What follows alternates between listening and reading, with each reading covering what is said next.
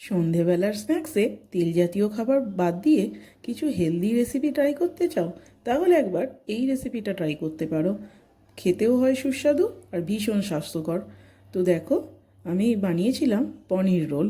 তো সেটা বানানোর জন্য প্রথমে একটা ব্যাটার তৈরি করব। কিছুটা নিলাম পনির, তাতে দিলাম 1 বাটি ওটস, 1 বাটি বেসন, কিছুটা ধনে পাতা, কয়েকটা গোলমরিচ, একটুখানি আদা আর 2টো কাঁচা লঙ্কা দিয়ে একটা স্মুথ ব্যাটার বানিয়ে নিলাম মিক্সিতে। এবার ওর মধ্যে পরিমাণ মতো নুন দিয়ে ভালো করে মিশিয়ে চাপা দিয়ে রেখে দেব। বানানোর পালা পুরটা।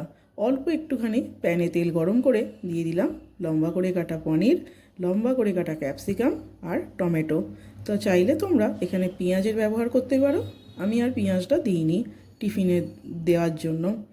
তো আমি অল্প একটু নুন আর 1 চামচ ফ্ল্যাক্সিড দিয়ে ওটাকে ভালো করে সতে করে রেখে দিলাম। ফ্ল্যাক্সিডটা সম্পূর্ণ অপশনাল।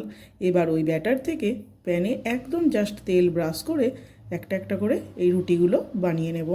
সব রুটিগুলো তৈরি হয়ে গেলে এবার বানানোর পালা র্যাপটা। তো এর জন্য একটা বাটিতে 1 চামচ মেয়োনিজ আর 1 চামচ সস আমি একটু মিশিয়ে নিচ্ছি।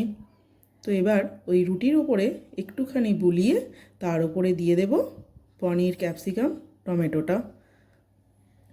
এবার ওপর থেকে আরও একটুখানি এই সসটা দিয়ে এটাকে মুড়ে দিলেই তৈরি হেলদি অ্যান্ড টেস্টি একটা পনির র্যাপ বা পনির রোল। বাচ্চারা বায়না করলে এরকম রোল বানিয়ে দিলে তারা কিন্তু বেশ খুশিই হবে। রাতের ডিনার, সন্ধ্যের স্ন্যাক্স বা স্কুলের লাঞ্চ বক্সে অবশ্যই ট্রাই করতে পারো। কেমন লাগলো অবশ্যই জানিও, আর বাড়িতে বানিয়ে জানাতে ভুলো না কিন্তু খেতে কেমন হয়েছিল। দারুণ।